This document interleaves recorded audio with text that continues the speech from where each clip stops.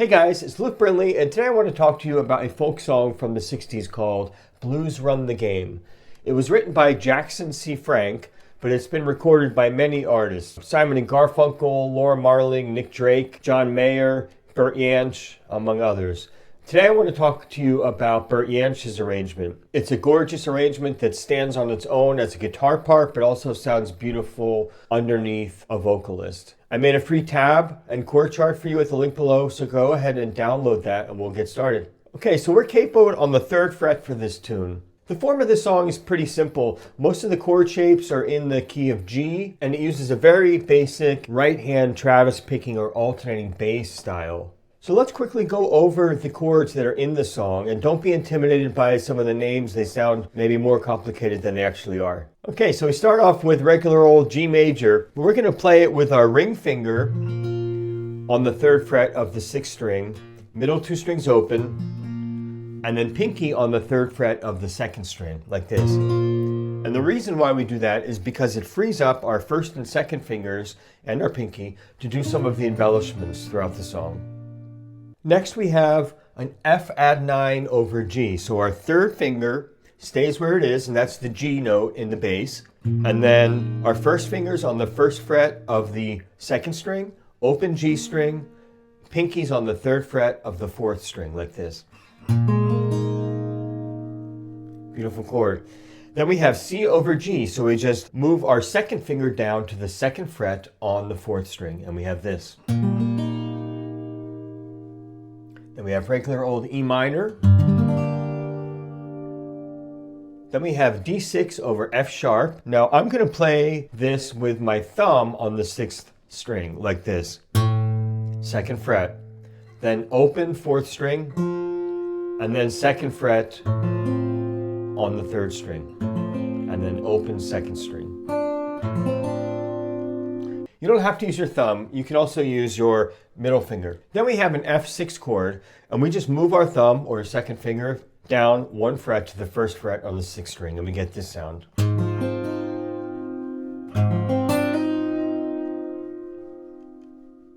So let's take a look at the first measure. Go ahead and make the G chord. You'll notice right away that with the right-hand thumb, we start this alternating bass pattern between the 6th string and the 4th string. And that continues all the way through the song except for the 2 turnaround measures.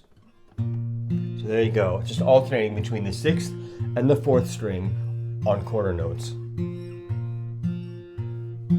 Then on the and of the 2nd beat, we play the open 3rd string and then hammer onto the 2nd fret like this.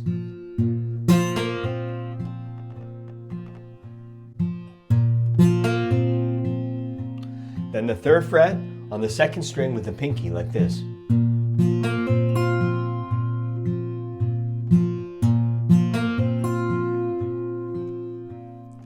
Great. Now the 2nd measure, we continue to keep the G shape with our left hand, but we're going to add a little embellishment, this sort of trill that goes, okay, so that's 1st fret, hammer on to the 3rd fret, back to the 1st fret, then pull off to the open string, all on the 2nd string, like this. And that's just on the 1st beat, so it's like this.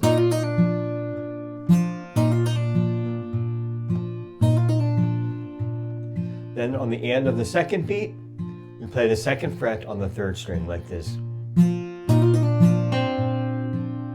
then on the end of the 3rd beat, we play the open V string.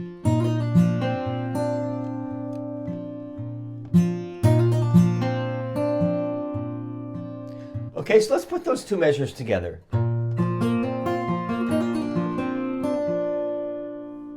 That's it. So good news is those 2 measures repeat 3 times throughout the song, so you're already halfway done. Then the 3rd measure is very similar to the 1st. We have that alternating bass, of course, that continues. Open 3rd string, hammer onto the 2nd fret, but then the open 2nd string on the end of the 3rd beat like this. One more time.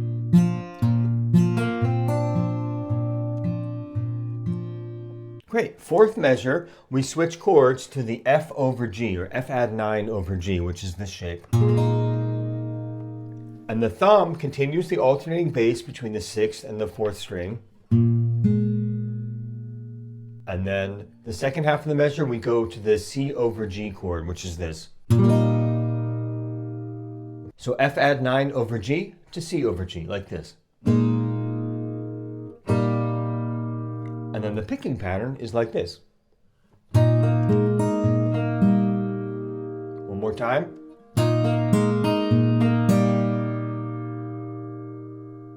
Okay, so let me play the first 4 measures for you all together.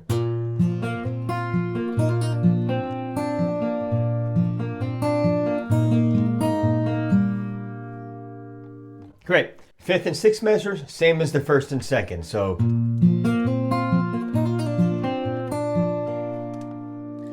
then we go to the E minor chord, and we're going to play the E minor with our 2nd and 3rd fingers on the 5th and 4th strings, like that. And the picking pattern is this.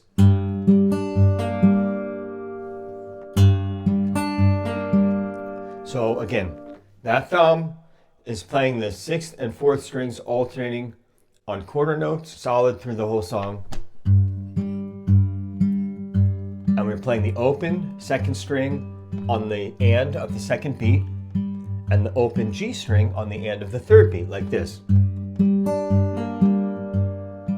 One more time.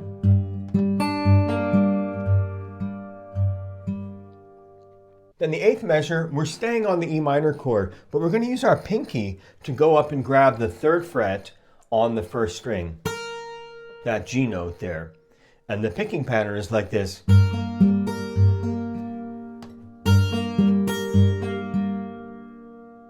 Okay, so that's the high G on the 1st beat, the open 3rd string on the and of the 1st beat, and then the high G again on the and of the 3rd beat,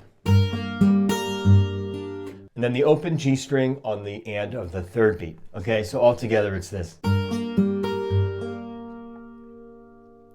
Now sometimes he does this little walk up from the open 6th string to the 2nd fret on the 6th string, leading up to the G with a ring finger. And that's on the 4th beat, that 2nd fret. So it would go like this. Okay. That. Okay, so let me play the second 4 measures for you.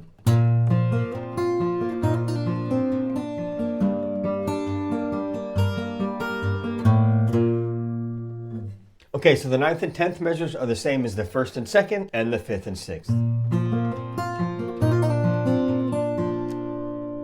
So then we have this D6 over F sharp chord, and I'm using my thumb to play the 2nd fret on the 6th string. Then we have the open 4th string, middle finger's playing the 2nd fret on the 3rd string, and then we're going to have an open 2nd string. Again, another very beautiful chord. It's pretty easy to make with the left hand. And the thumb, right hand thumb, is just doing that same old alternating between the 6th and the 4th strings. And the picking pattern is like this.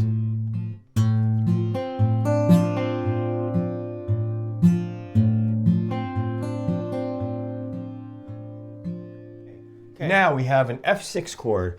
All we do to make that chord is we slide our thumb down to the 1st fret. Okay, and the picking pattern is like this. It actually starts with this hammer on the 2nd string from the open string to the 1st fret, like this. One more time. And if you're uncomfortable using your left-hand thumb to fret this 6th string, just go ahead and use your middle finger. Okay. So it's going to be like this. Okay, one more time.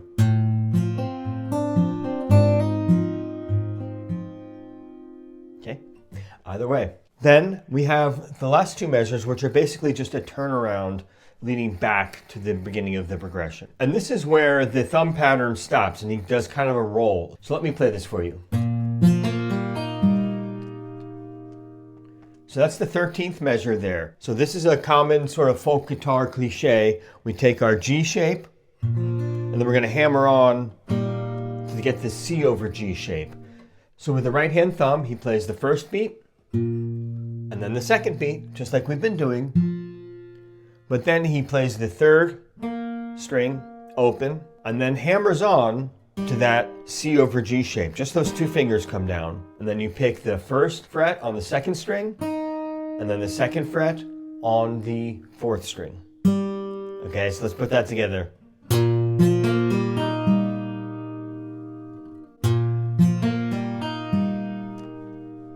Okay, and the last measure, back to just the open G shape and with the open second string, and it's like this.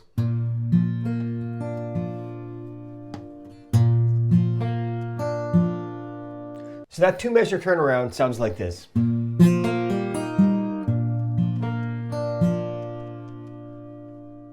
So that's the whole tune. I think the guitar part stands on its own. It's beautiful, it's interesting, but yet it's perfect for accompanying a singer. And you can just play through the progression as an interlude between vocal verses. So let me play the whole thing through for you once, a little slower.